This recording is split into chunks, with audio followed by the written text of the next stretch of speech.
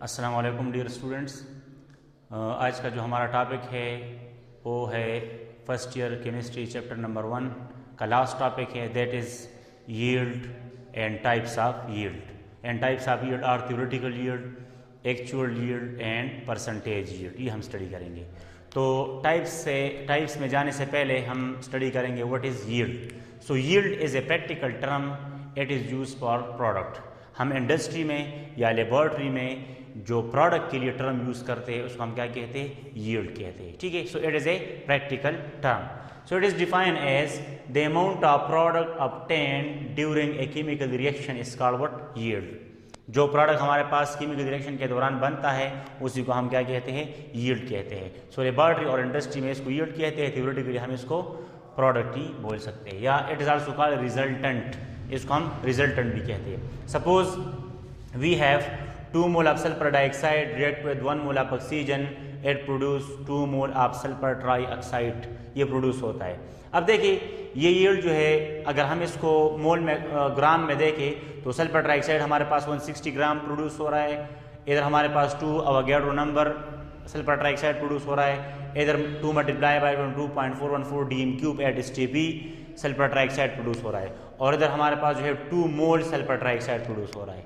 So this is called what, yield. इसको हम क्या कहते हैं, यील्ड कहते हैं। अब ये क्वांटिटी जो है ना, ये 180 ग्राम ये अमाउंट है, ये मास में भी है, नंबर ऑफ पार्टिकल में भी है, वॉल्यूम में भी है और मोल में भी है। Then we know that the product or the yield may be in mole, may be in volume, may be in mass and may be in numbers। इसको हम किसी भी यूनिट में एक्सप्रेस कर सकते हैं, मास, मोल, वॉल्यूम एंड नंबर्स, इसमें भी हम इसको एक्सप्रेस कर सकते हैं। सिर्फ ये नहीं है कि हम जो है इसको ग्राम में एक्सप्रेस करें, हम इसको मोल में भी स्टडी कर सकते हैं, हम इसको वॉल्यूम में भी, हम इसको नंबर ऑफ पार्टिकल्स में भी स्टडी कर सकते हैं। ठीक है।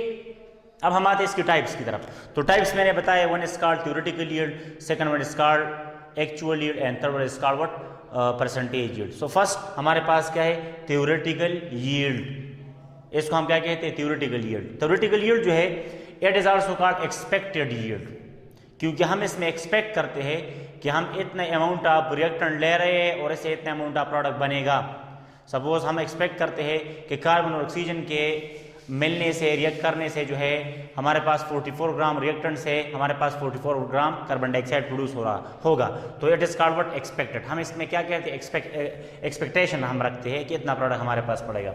It is also called calculated yield. इसको हम क्या कहते हैं, कैलकुलेटेड यील्ड भी कहते हैं, कि हम क्योंकि हम कैलकुलेशन पे जाते हैं, हम कोई परफॉर्मेंस नहीं करते, हम कोई एक्सपेरिमेंट परफॉर्म नहीं करते, इसलिए इसको हम कैलकुलेटेड यील्ड भी कहते हैं। And it is also called not real yield. इसको हम रियल यील्ड नहीं कहते, इसको हम रियल यील्ड नहीं कहते, क्योंकि ये तो हम कैलकुलेशन बेस्ड स्टडी करते हैं। So it is defined as the product obtained from balance chemical equation is called theoretical yield. वो प्रोडक्ट जिसको हम बैलेंस केमिकल इक्वेशन से हासिल कर सकते हैं उसी को हम क्या कहते हैं, थ्योरेटिकल यील्ड कहते हैं। अब जो है इसके लिए क्या कंडीशन है, what are the condition for theoretical yield, how we obtain theoretical yield. Theoretical yield को हम किस तरह ऑब्टेन करते हैं। So for theoretical yield there must be balance chemical equation, आपके पास बैलेंस केमिकल इक्वेशन का होना जरूरी है। सेकंड जो है, there is no practical, no experiment is performed for theoretical yield. अगर हम थ्योरेटिकल यील्ड कैलकुलेट करते हैं तो हम लेबॉर्ट्री या इंडस्ट्री में काम नहीं करते,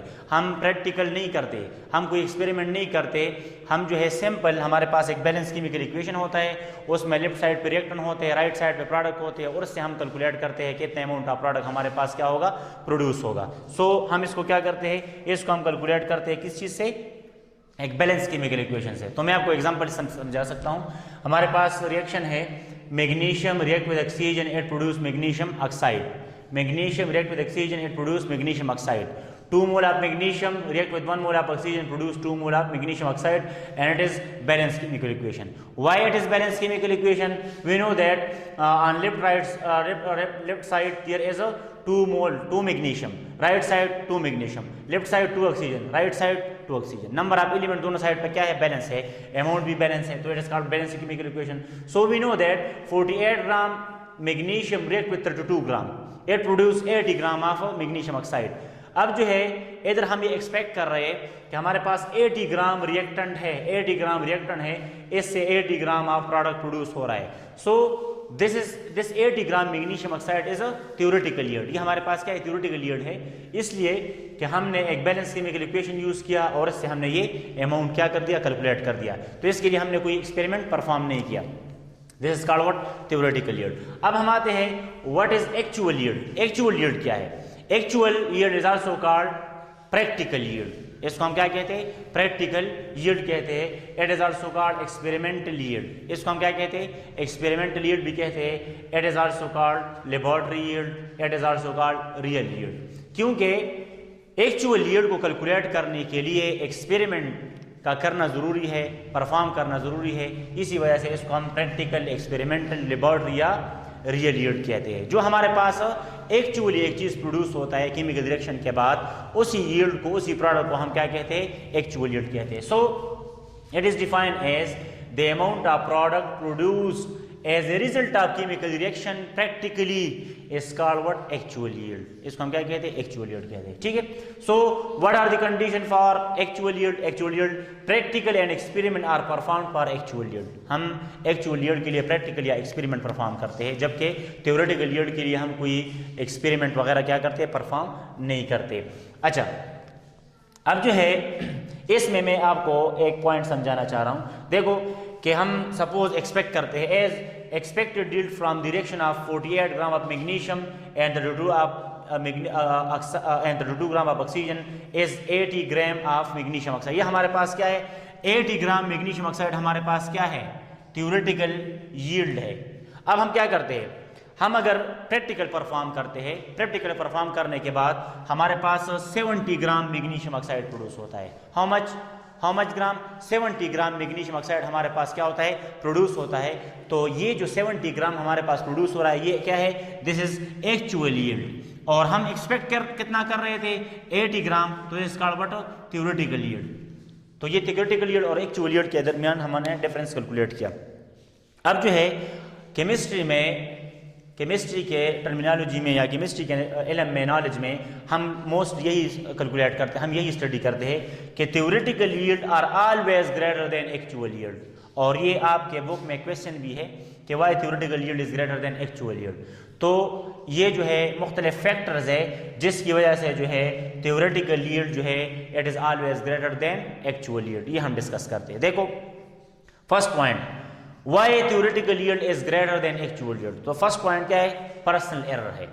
पर्सनल एरर मीन जो बंदा एक्सपेरिमेंट परफॉर्म कर रहा है वो जो है थारोली जो है उसका नॉलेज नहीं है, एक्सपेरिमेंट परफॉर्म करने के बाद जो है उसको ब्रीफ नॉलेज नहीं है, कंप्लीट इन्फॉर्मेशन उसके पास नहीं होते, तो उससे गलतियाँ हो सकती है, जिसको हम क्या कहते हैं, पर्सनल एरर कहते हैं। और पर्सनल एरर के रिजल्ट में भी थ्योरेटिकली एक्चुअल यील्ड हमारे पास कम आ सकता है। Second, instrumental error. Instrumental error mean कि जो इंस्ट्रूमेंट आप यूज़ करते हैं, जो ग्लासवेयर आप यूज़ करते हैं, वो वेल इक्विप्ड नहीं है, वेल कैलिब्रेटेड नहीं है, तो उसके रिजल्ट में भी आपका जो प्रोडक्ट बनता है वो प्रोडक्ट जो है लॉस भी हो सकता है, वो प्रोडक्ट जो है कम भी बन सकता है, और उस प्रोडक्ट में जो है वो आपसे ज़ाया हो सकता है। तो that is called what, instrumental error. इसको हम क्या कहते हैं, इंस्ट्रूमेंटल एरर कहते हैं। इसी तरह साइड रिएक्शन। साइड रिएक्शन का मतलब ये है कि सपोज आप एक्सपेक्ट करते हैं कि हमारे पास रिएक्टेंट ए है, इससे प्रोडक्ट बी बनेगा, प्रोडक्ट बी के साथ साथ जो है सी और डी ई भी बनता है, और जो बंदा एक्सपेरिमेंट परफॉर्म कर रहा है उसको पता नहीं है कि साइड रिएक्शन हो रहा है, तो आप जो है सिर्फ कैलकुलेट करते हैं प्रोडक्ट बी, सी और डी, और जो एक्स्ट्रा प्रोडक्ट आपके पास बन रहे हैं उसको आप ऐड ही नहीं कर रहे, आप उसको जो है शामिल ही नहीं करते, कंसिडर ही नहीं करते, तो साइड रिएक्शन के दौरान भी जो है आपसे एक्चुअल यील्ड कम बन सकता है। इसके बाद रिवर्सिबिलिटी इन रिएक्शन, रिएक्शन रिवर्सिबल भी हो सकता है। ठीक है, अब ऐसी रिएक्शन जो कंप्लीटली जो है क्या होते हैं, जिसके रिएक्टेंट कंप्लीटली प्रोडक्ट में कन्वर्ट होते हैं, ऐसी रिएक्शन को हम इरिवर्सिबल रिएक्शन कहते हैं। और ऐसी रिएक्शन में जो है रिएक्टेंट जो है कंप्लीटली प्रोडक्ट प्रोड्यूस करते हैं और ये प्रोडक्ट दोबारा रिवर्स साइड पे नहीं आते, उसको हम इरिवर्सिबल रिएक्शन कहते हैं। लेकिन कुछ रिएक्शन ऐसे होते हैं कि रिवर्सिबल होते हैं, जैसे प्रोडक्ट बनता है, प्रोडक्ट दोबारा जो है बैकवर्ड डायरेक्शन में मूव कर जाता है, रिएक्टेंट साइड पे आता है, तो जब रिएक्शन में रिवर्सिबिलिटी होती है तो जो प्रोडक्ट आप एक्सपेक्ट करते हैं वही प्रोडक्ट नहीं बन रहा बल्कि कम प्रोडक्ट बनता है। इसी तरह मैकेनिकल लॉस।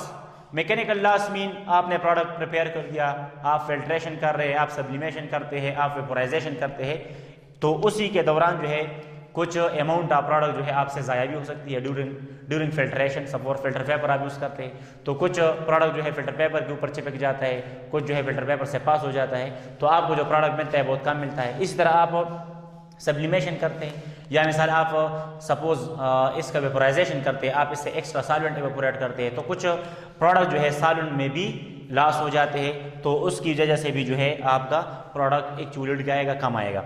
एनवायरमेंटल फैक्टर्स भी है या कंडीशन ऑफ रिएक्शन भी है। तो एनवायरमेंटल फैक्टर इस तरह है कि सपोज एक रिएक्शन की कंडीशन है 1 ATM और आप जो है 2 ATM या 3 ATM या 0.5 ATM पे वही रिएक्शन परफॉर्म कर रहे हैं, तो एक्चुअली आप उसका ऑप्टिमम कंडीशन प्रोवाइड नहीं कर रहे, इसी वजह से एक्चुअली जो है कम आएगा। या जो है एक रिएक्शन जो है 25 डिग्री सेल्सियस टेम्परेचर पे आसानी से या जो है परफॉर्म होता है और आप जो है 25 डिग्री सेंटीग्रेड को मेंटेन नहीं कर रहे, कभी आपका टेम्परेचर 50 डिग्री सेंटीग्रेड बनता है, कभी 100 डिग्री सेंटीग्रेड, कभी लेस देन 25 डिग्री सेंटीग्रेड, तो उसके रिजल्ट में भी आपका जो है एक्चुअली कम आ सकता है। इस तरह कंसंट्रेशन को मेंटेन करना, प्रेशर को मेंटेन करना, वॉल्यूम को मेंटेन करना, इन चीज़ों को मेंटेन करना, ठीक है। तो सिंपल हम कह सकते हैं, अगर हम person error, instrumental error, side reaction, reversible reaction, ये सारे एरर्स जो है अगर हम ओमिट करें, कम से कम करें, तो हमारे पास जो है actual yield will be approximately equal to, will be close to theoretical yield, वो थ्योरेटिकल यील्ड के क्लोज आ सकता है। लेकिन ये डिपेंड करता है कि जो बंदा एक्सपेरिमेंट परफॉर्म कर रहा है उसका नॉलेज जो है उसी रिएक्शन के बारे में जो है 100% हो और जो है कंप्लीट इन्फॉर्मेशन हो। सेकंड ये है कि जो इंस्ट्रूमेंट, जो अपरेटस आप यूज़ करते हो वो नए भी हो, कैलिब्रेटेड भी हो और उसी में कोई किस्म की जो है मिसिंग ना हो। इसके अलावा जो है आप एक्सपेरिमेंट जो परफॉर्म करने वाला बंदा हो उसको ये भी पता हो कि ये रिएक्शन साइड प्रोडक्ट हमारे पास बनता है या नहीं बनता, रिवर्सिबिलिटी नहीं हो रही है। इस तरह जब वो फिल्ट्रेशन करता है या सब्लिमेशन करता है या बॉयलिंग करता है या जो भी करता है वो मैकेनिकल लॉस उससे ना हो, या जो है और जो कंडीशन है रिएक्शन की और वो भी सारे प्रोवाइड की जाए, ऑप्टिमम कंडीशन प्रोवाइड की जाए, तो फिर हमारे पास थ्योरेटिकल यील्ड जो है या एक्चुअल यील्ड जो है वो थ्योरेटिकल यील्ड के क्लोज आएगा, फिर गलती क्या होगी, फिर कम होगी, ठीक है। So that's why theoretical yield is greater than actual yield. ये हमने स्टडी कर रहे हैं इसके रीजंस। अब हम आते हैं परसेंटेज यील्ड की तरफ। तो परसेंटेज यील्ड क्या है? परसेंटेज यील्ड जो है, परसेंट यील्ड इसको हम इस तरह भी लिख सकते हैं। तो percentage yield is actually the yield which shows the ratio of actual yield and theoretical yield. ऐसा यील्ड जो आपको एक्चुअल और थ्योरेटिकल यील्ड के दरमियान कंपैरिजन बता रहे, आपको रेशो बता रहे कि कितने रेशो में जो है ये हो रहा है, तो it is called what, percentage yield. What is the importance of percentage yield? अब हम परसेंटेज यील्ड की क्या इंपॉर्टेंस है, हम क्या कैलकुलेट करते हैं। तो देखिए ये हमें सबसे पहले परसेंट लॉस ऑफ प्रोडक्ट, हमारे पास प्रोडक्ट कितना लॉस हो चुका है, परफॉर्मर ने जो है कितना लॉस किया है, ठीक है, ये आपको बता रहा है। Percent efficiency of the performer, जो एक्सपेरिमेंट परफॉर्म करने वाला बंदा है उसकी एफिशिएंसी आपको बता रहा है कि उसको जो है एक्सपेरिमेंट करने पे कितना कमांड है, अपरेटस हैंडल करने पे कितना कमांड है, ठीक है, और मैक्सिमम प्रोडक्ट वो किस तरीके से बना सकता है, तो उसकी एफिशिएंसी आपको बता सकता है कि ये 100% एफिशिएंट है, 90% एफिशिएंट है, 80% एफिशिएंट है, आपको ये बता रहा है। Ratio of actual and theoretical yield का कंसेप्ट आपको दे रहा है, रेशो ऑफ एक्चुअल यील्ड और थ्योरेटिकल यील्ड का कंसेप्ट आपको दे रहा है, और ये आपको जो है आइडियल और एक्सीलेंट वर्क के बारे में इंफॉर्मेशन दे सकता है कि जो रेशो से हम जब एक्चुअल और थ्योरेटिकल यील्ड के रेशो से हम जब वैल्यू कैलकुलेट करते हैं तो परसेंटेज आता है, उससे हमें अंदाज़ा होता है कि ये आइडियल काम हुआ है या अच्छा काम हुआ है या एक्सीलेंट वर्क हुआ है। ये सारे इंफॉर्मेशन हमें किधर से मिलते हैं, परसेंटेज यील्ड से मिलते हैं। सो परसेंटेज यील्ड के लिए फार्मूला है percent yield is equal to actual yield divide by theoretical yield multiply by 100। Percent yield is divide by percent yield is equal to actual yield divide by theoretical yield multiply by 100, ये formula है। अब देखिए ये एक formula हम use कर रहे हैं, इसी के साथ में आपको एक इसी के साथ रिलेटेड एक एमसीक्यूज या न्यूमेरिकल आपको सॉल्व करा के देता हूं, और इसमें एमसीक्यूज वगैरह भी इससे बहुत बनते हैं, लेकिन स्टूडेंट जिधर गलती करते हैं जिसकी वजह से उसका आंसर गलत आता है वो पॉइंट भी मैं इसमें डिस्कस करता हूं, ठीक है। सो इसमें एक क्वेश्चन, एक स्टेटमेंट है, in an experiment 30 gram of actual yield या 30 gram of magnesium oxide are produced by reacting 24 gram of magnesium with excess of oxygen. हमारे पास एक्सपेरिमेंट हो चुका है, मीन परफॉर्म हो चुका है, जिसमें 30 ग्राम मैग्नीशियम ऑक्साइड बना है, 30 ग्राम मैग्नीशियम ऑक्साइड बना है। और इसमें हमने क्या किया है, 24 ग्राम मैग्नीशियम को हमने रिएक्ट किया है एक्सेस ऑफ ऑक्सीजन में। अब इसी स्टेटमेंट से आपको अंदाजा हो सकता है कि 30 ग्राम मैग्नीशियम ऑक्साइड का मतलब यह है कि एक्चुअल यील्ड आपको बता रहा है। ठीक है, लिया क्या है, 24 ग्राम मैग्नीशियम रिएक्टेंट लिया गया है एक्सेस ऑफ ऑक्सीजन में। तो आप क्या करें, स्टूडेंट जब गलती क्या करते हैं वो हम डिस्कस करते। देखिए, जब भी हम लिमिटिंग एक्सिस रिएजेंट या थ्योरेटिकल या एक्चुअल यील्ड कोई भी हम इस तरह कैलकुलेशन करते हैं तो उसके लिए हमें बैलेंस इक्वेशन चाहिए होता है। ठीक है, तो बैलेंस इक्वेशन अगर हम यूज करें कि हमारे पास मैग्नीशियम और ऑक्सीजन रिएक्ट किया है, इसलिए मैग्नीशियम ऑक्साइड प्रोड्यूस हुआ है। अब बैलेंस इक्वेशन से हमें ये इंफॉर्मेशन मिलता है कि when 2 mole of magnesium react with 1 mole of oxygen it produce 2 mole of magnesium oxide. ये हमें बैलेंस इक्वेशन से अंदाजा है।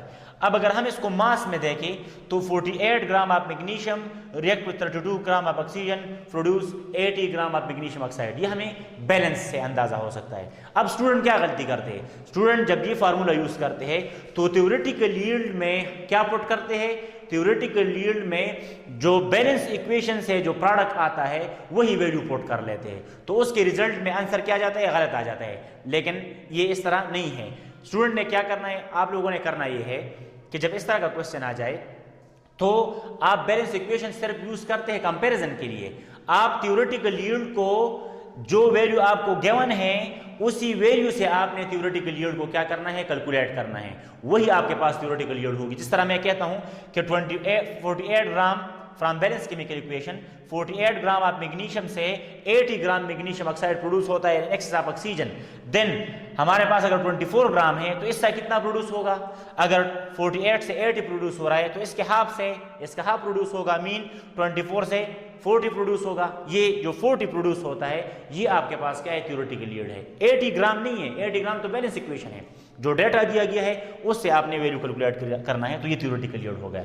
अब आप इसके बाद वैल्यू पुट कर सकते हैं, percent yield is equal to actual yield divide by theoretical yield multiply by 100। So value put करें, परसेंटेज यील्ड 30 आपके पास मैग्नीशियम ऑक्साइड प्रैक्टिकली प्रोड्यूस हुआ है और थ्योरेटिकली कितने प्रोड्यूस होना था, एक्सपेक्टेड कितना था 40, आपने इधर लगाया मल्टीप्लाई बाय 100।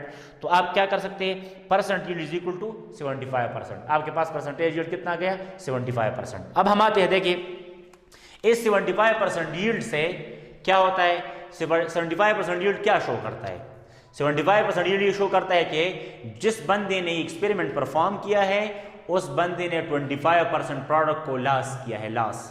ठीक है, और उसकी एफिशिएंसी ये है कि उसकी 75% एफिशिएंसी है, या 25% जो है उसने लॉस की है और 75% इसकी क्या है, एफिशिएंसी है। ठीक है, अब हम और केसेस में स्टडी करते हैं कि सपोज एक एक्सपेरिमेंट परफॉर्म हो गया है, उसमें परसेंटेज यील्ड 100 आ गया।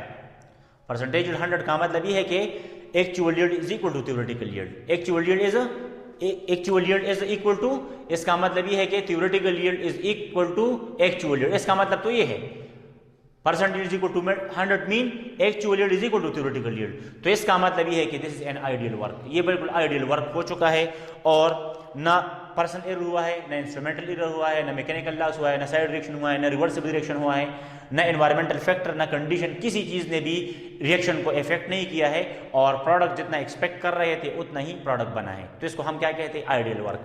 अगर परसेंटेज यील्ड जो है वो क्या है, परसेंटेज यील्ड जो है 90% हमारे पास आंसर आता है। क्या आंसर आता है, 90%। तो 90% का मतलब क्या है, 90% का मतलब ये है कि actual yield is 10% less than theoretical yield. Actual yield is 10% less than theoretical yield. तो इस काम को भी हम क्या कहते हैं, एक्सेलेंट वर्क कहते हैं। क्या कहते हैं, एक्सेलेंट वर्क। लेकिन केमिस्ट्री में ये है, लेबोरेटरी और इंडस्ट्री में ये है कि जब परसेंटेज जो है परसेंट यील्ड 90 से कम हो जाता है तो फिर उसको क्या कहते हैं, लॉस कहते हैं। क्या कहते हैं, उसको लॉस कहते हैं और उसको क्या कंसिडर करते हैं, मैक्सिमम एरर इसको कहते हैं। और ऐसे परफॉर्मर से जो है फिर इंडस्ट्री में काम नहीं लिया जाता, लैब में काम नहीं लिया जाता, क्योंकि वो ज़्यादा प्रोडक्ट जो है या ज़्यादा रिएजेंट जो है वो क्या करता है, ज़ाया करता है। ठीक है, अब जो है इसी जो हमने फार्मूला यूज किया है, percentage yield is equal to actual divide by theoretical multiply by 100, इस फार्मूले को रीअरेंज करें तो इससे हम मजीद 2 इन्फॉर्मेशन और भी ले सकते हैं,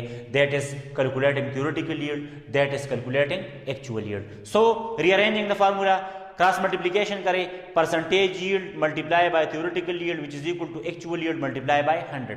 ये फार्मूला है, percentage yield multiply by theoretical yield which is equal to actual yield multiply by 100। तो इससे मजीद रीअरेंज करें, theoretical yield is equal to actual yield multiply by 100 divide by percent yield. ये एक थ्योरेटिकल यील्ड को calculate करने के लिए फार्मूला यूज करेंगे। अगर आपको एक्चुअल यील्ड और परसेंटेज यील्ड गिवन है तो आप थ्योरेटिकल यील्ड कैलकुलेट कर सकते हैं। तो ये जो इससे पहले मैंने आपको ट्रिक बताया है ना, उसी क्वेश्चन को सॉल्व करने में स्टूडेंट गलती कर सकते हैं। इन क्वेश्चन में जब थ्योरेटिकल यील्ड कैलकुलेट करना पड़ता है तो उसमें गलती की गुंजाइश बहुत कम होती है। तो इसी के साथ मैंने एग्जाम्पल नहीं दिया।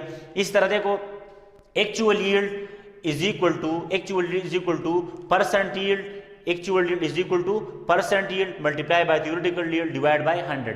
तो अगर हम एक्चुअल यील्ड कैलकुलेट करना चाहते हैं तो परसेंटेज यील्ड अगर आपको गिवन है तो थ्योरेटिकल यील्ड के साथ मल्टीप्लाई करें, डिवाइड बाय 100 करें, आपके पास क्या आंसर आ जाएगा? एक्चुअल यील्ड का आंसर आ जाएगा। So this all about the yield, actual, theoretical yield, actual yield and percentage yield. और इसी के अंदर जो पॉइंट्स थे मैंने आपको भी समझाई, जो ट्रिक्स है जिससे स्टूडेंट जो है गलती कर सकते हैं, उसकी सोल्यूशन भी मैंने आपको बता दी।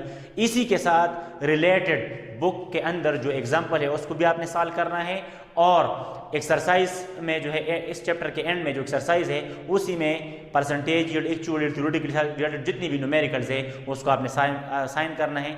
This is your assignment. इसके साथ जो है इसी चैप्टर में ये चैप्टर ख़त्म होता है। इसी चैप्टर में या इसी टॉपिक में जितनी भी क्वेश्चन है वो आप हमें बता सकते हैं, अपडेट कर सकते हैं। आपको कॉन्टैक्ट नंबर दिया गया है। Thank you very much.